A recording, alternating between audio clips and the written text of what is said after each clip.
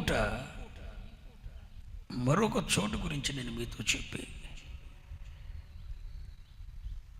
నేను వాక్యాన్ని ముగించేస్తా. ఎక్కువ చెప్పను, ఒక చోటు చెప్తా. గెత్సేమను అనే చోటు ప్రార్థన చోటే మన విజయపు చోటు. ఆమెను చెప్పండి. ఈరోజు మరి మరొక చోటు చెప్తాను. ఆ చోటులో నీవు ఉన్నవేమో చూసుకో చాలు. అపోస్తలుల కార్యములు 1వ అధ్యాయం 25వ వచనం.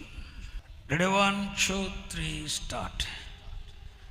తన చోటికి పోవుటకు యోధా తప్పిపోయి పోగొట్టుకొనిన ఈ పరిచర్యలోను అపోస్తలత్వములోను పాలు పొందుటకు వీరిద్దరిలో నీవు ఏర్పరుచుకొనిన వారిని కనపరుచుమనిరి. ఈ మాట చెప్పండి. తన చోటికి పోవుటకు యూదా తప్పిపోయి మరలా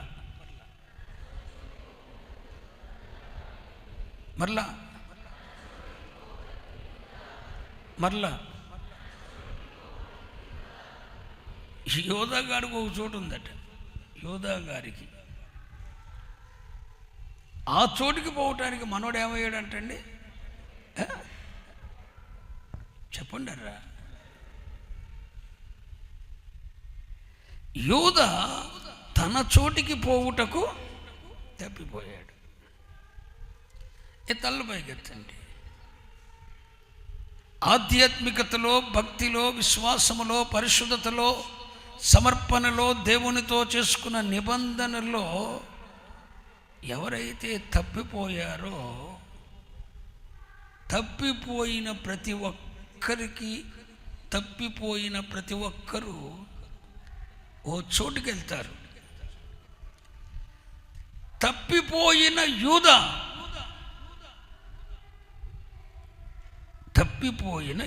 అంటే అర్థం ఏంటంటే, పరలోక తండ్రి నిర్ణయించాడు యూదా ఈ మార్గంలో నడవాలి అని. సేవకత్వం అనే మార్గంలో నడవాలని, అపోస్తలత్వం అనే మార్గంలో నడవాలని, తన ప్రియకుమారునికి ఒక అపోస్తలుడుగాను, పరిచర్యలో ఒక సాధనంగాను వాడబడాలని యోధా పుట్టక మునుపే దేవుడు సంకల్పించాడు. చాలా జాగ్రత్తగానండి. యూదా పట్ల దేవుని సంకల్పం ఏంటంటే, అతడు ఒక పరిచారకుడు అవ్వాలి. ఆమెని చెప్పండి. అతడు ఒక సేవకుడు అవ్వాలి. అతడు ఒక అపోస్తలుడు అవ్వాలి. దేవుని ప్రణాళిక చొప్పున ఎట్టకేలకు యూదా సేవకుడు అయ్యాడు, అపోస్తలుడు అయ్యాడు, పరిచారకుడు అయ్యాడు. అయిన తర్వాత ఈ మార్గంలో నడవాలి. సేవకత్వం అనే మార్గంలో తన సంకల్పం, దేవుని సంకల్పం నెరవేర్చడానికి ఆ మార్గంలో, అపోస్తలులు నడవలసిన మార్గంలో, దైవజనులు నడవలసిన మార్గంలో నడవాలి. కానీ మనోడు వెళ్ళవలసిన మార్గంలో వెళ్ళకుండా చెప్పాలి తప్పిపోయాడు. తన పట్ల సంకల్పం నెరవేర్చబడాలంటే ఈ మార్గం గుండానే వెళ్ళాలి.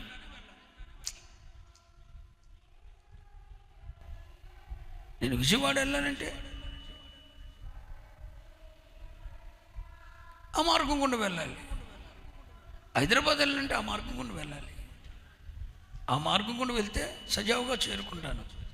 హైదరాబాదు వెళ్ళాల్సిన మార్గం ఇటు వైజాగ్ పోతే నేను ఎన్నటికీ హైదరాబాదు చేరుకోలేను. కానీ మనోడు ఈ మార్గం గుండా వెళ్ళాల్సినోడు, తూర్పు వైపు ప్రయాణం చేయాల్సినోడు పడమర వైపు తీసుకున్నాడు. తప్పిపోయాడు, మార్గం తప్పాడు,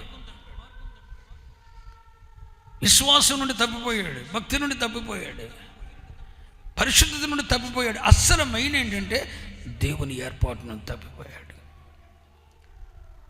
ఎప్పుడైతే ఏర్పాటు నుండి తప్పిపోయాడో తన చోటికి పోయాడట. యూదా తప్పిపోయాడు. తన చోటికి పోవుటకు యూదా తప్పిపోయాడు.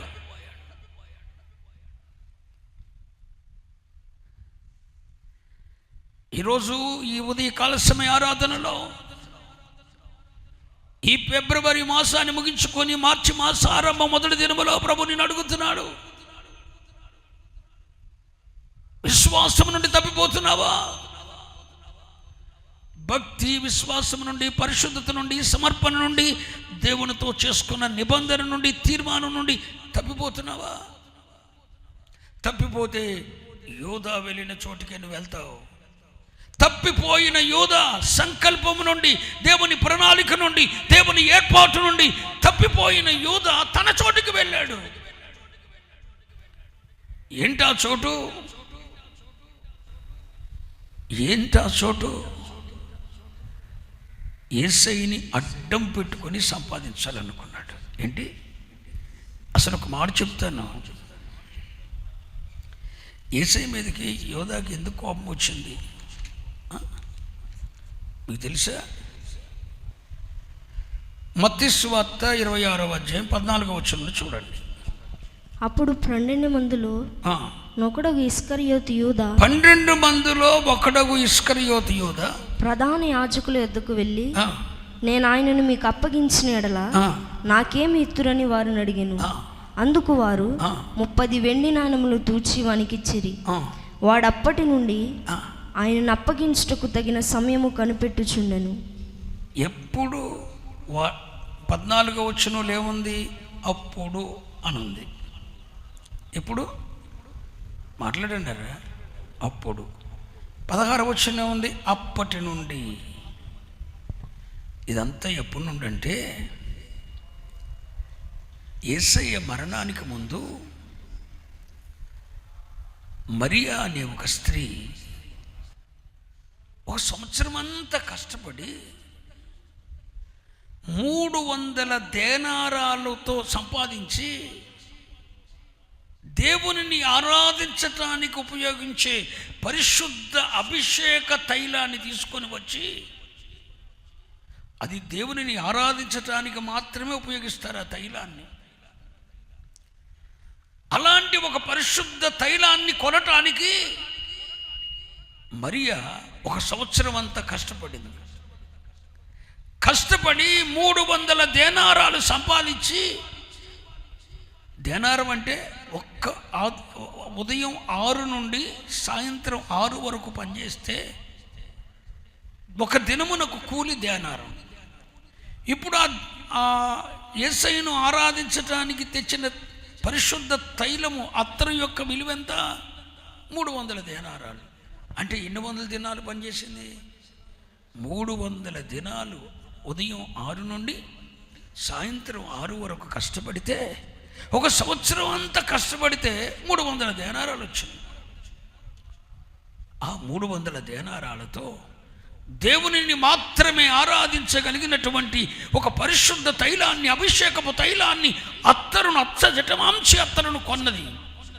కొని యేసయ్య దగ్గరకు వెళ్ళి ఆయన తల మీద పోసి, నువ్వే ఆరాధ్యుడవు, నీవే పూజనీయుడవు, మృతులు సజీవులు అవుతున్నారు, నీ మాట చొప్పున గుడ్డివారు చూస్తున్నారు, కుంటివారు నడుస్తున్నారు, మృతులు సజీవులు అవుతున్నారు, నాలాంటి పాపులు పరిశుద్ధులు అవుతున్నారు, కాబట్టి నీవే ఆరాధనీయుడవు, పూజ్యుడవు అని చెప్పి 300 దేనారాలు విలువ కలిగినటువంటి అచ్చజటమాంసి అత్తరు, దేవునిని మాత్రమే ఆరాధించడానికి ఉపయోగించే ఒక అత్తరు సంపాదించుకొని ఆయన తల మీద పోసింది.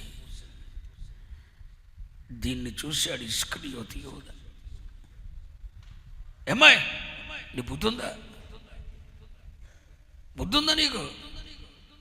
అయ్యో అయ్యో, సంవత్సరం కష్టాజీతం తెచ్చి అత్తరు కొని ఆయనమే పోయిపోతే, అభిషేక తైలం ఆయనమే పోయిపోతే, ఆ 300 దేనారాలు మాకు ఇస్తే పేదలకి పంచిపెడతాంగా, పేదలకు వస్త్రాలు అన్నము పంచిపెడతాంగా, ఎందుకు వేస్ట్ చేశావు అని ఆ స్త్రీని ఇస్కరియోతు యోధ అడ్డగించాడు.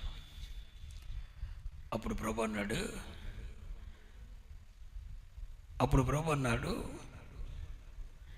26వ అధ్యాయం 10వ వచనం మత్తయి సువార్త. యేసు ఆ సంగతి తెలుసుకుని ఈ స్త్రీ నా విషయమై ఒక మంచి కార్యం చేసింది. ఈమెను మీరెలా తొందరపడుతున్నారు? బీదలు ఎల్లప్పుడు మీతో కూడా ఉన్నారు, కానీ నేను ఎల్లప్పుడు మీతో కూడా ఉండను. ఈమె ఈ అత్తరు నా శరీరం మీద పోసి నా భూస్థాపన నిమిత్తం దీన్ని చేసెను. సర్వలోకమందు ఈ సువార్త ఎక్కడ ప్రకటించబడినో అక్కడ ఈమె చేసినది ఈమె జ్ఞాపకార్థంగా ప్రశంసింపబడి. యూదా చేసిన తప్పును దేవుడు బహిరంగంగా మాట్లాడేంటండి, గద్దిచ్చాడు. యూదా, నువ్వు ఇలా మాట్లాడుతూ తగదు. ఆవిడ నేను ఆరాధనకు యోగ్యుడినని పూజ్యుడినని ఎరిగింది, నువ్వు గుర్తించలేకపోయావు. నువ్వు నా శిష్యుడిగా ఉన్నావు కానీ నువ్వు నన్ను గుర్తించలేకపోయావు. అదిగో ఆమె గుర్తించింది, నేను ఆరాధనీయున్నని పూజ్యనీయున్నని, దేవునిని మాత్రమే ఆరాధించడానికి ఉపయోగించే ఒక పరిశుద్ధ తైలాన్ని 300 దేనారాలతో సమకూర్చుకుని నన్ను తీసుకుని వచ్చి ఆరాధిస్తే ఆమెను అడ్డగిస్తావేంటి నువ్వు? ఈ యోధ అంట దొంగ అంటే కానుక సంచి ఎవరి దగ్గర ఉండేదట? ఇస్కరియోతు యోధ దగ్గర ఉండేది. దానిలోది కొంత ఉండేవాడట. అది యేసయ్యకు తెలుసు, కానీ ఎప్పుడు ఆయన మాట్లాడలేదు. ఎందుకంటే నాశనానికి పోయేవాడి గురించి ఎప్పుడు గద్దించటండి. ఆఖరికి యేసయ్య ఇప్పుడు ఈ 300 దేనారాలు ఈ సంచిలోకి వచ్చినాయి అనుకో, ఇందులో కొంత నొక్కయొచ్చు అన్న ఉద్దేశంతో ఇస్కరియోతు యోధాను గద్దించాడు. యేసయ్య ఏం చేశాడు? ఇస్కరియోతు యోధాను గద్దించాడు. ఎప్పుడైతే ఇస్కరియోతు యోధాను దేవుడు 10 మందిలో గద్దించాడో వాడప్పటి నుండి ఆయనను అప్పగించుటకు తగిన నిన్ను 10 మందిలో మెచ్చుకున్నాను చెప్పే మంచుకుంటావు, నాకు తెలీదా? ఎవరినైనా అంతే, 10 మందిలో మెచ్చుకోవాలి, మెడలు వేయాలి, గోల్డ్ మెడలో లేకపోతే సిల్వర్ మెడలో వేసి వీళ్ళంత రోడ్లు లేరు, వీళ్ళే పరిచర్య, వీళ్ళదే ప్రధానత్వం, వీళ్ళదే అపోస్తలత్వం, వీళ్ళు లేకపోతే ఎవడు పరిచర్య చేసేవాడు లేడు. ఆడెంగ చూస్తారా ఎరా ఏంటి? స్తోత్రం చెప్పండి హల్లెలూయా అని మెడాల్సి వేసినని చెప్పే, గోల్డ్ మెడలు అవి వేసినని చెప్పే 10 మందిలో గద్దించాడట యేసయ్య. ఎవరిని? ఇస్కరియోతు యోధాని. అప్పటి నుండి మొదలెట్టంట సమయం ఎప్పుడు వద్దని. నేను చెప్తుంది అర్థమవుతుందా? బహిరంగంగా దేవుడు గద్దించేసరికి అప్పటి నుండి యేసయ్య మీద పెట్టుకున్నాడు, ఏదో కూడా ఏం చేయాలని. ఇలాంటి జీవితం, ఇలాంటి పరిస్థితులు నా సేవా జీవితంలో కూడా నేను ఎదుర్కొన్నాను. అనుభవం నాకు తెలుసు, బాగా తెలుసు. ఆ తల్లిని బహిరంగంగా మెచ్చుకుంటేనే తప్ప, ఆ వ్యక్తిని బహిరంగంగా మెచ్చుకుంటేనే తప్ప లేకపోతే ఊరుకోరు. లేకపోతే కనుక కుట్ర చేస్తారు. యేసయ్య యూదా ఇస్కరియోతు కూడా అప్పటి నుండి యేసయ్యను అమ్మాలని చూశాడు. అప్పటి నుండి యేసయ్యను అడ్డం పెట్టుకొని సంపాదించాలని చూశాడు. ఆఖరికి విశ్వాసంలో తప్పిపోయాడు. పాఠం ఏంటో తెలుసా? ఒక దైవజనుడు, నీ తండ్రి లేకపోతే నీ కన్న తండ్రి లేదా నీ ఆత్మీయ తండ్రి, నీ గురువు నిన్ను గద్దించినప్పుడు ఆ గద్దింపునకు నువ్వు లోపడకపోతే ఏదో ఒక రోజున విశ్వాసం నుండి, భక్తి నుండి, సమర్పణ నుండి, వైరాగ్యం నుండి తప్పిపోతావు. బహిరంగంగా నిన్ను గద్దించినప్పుడు నువ్వు సరి చేసుకోవాలి.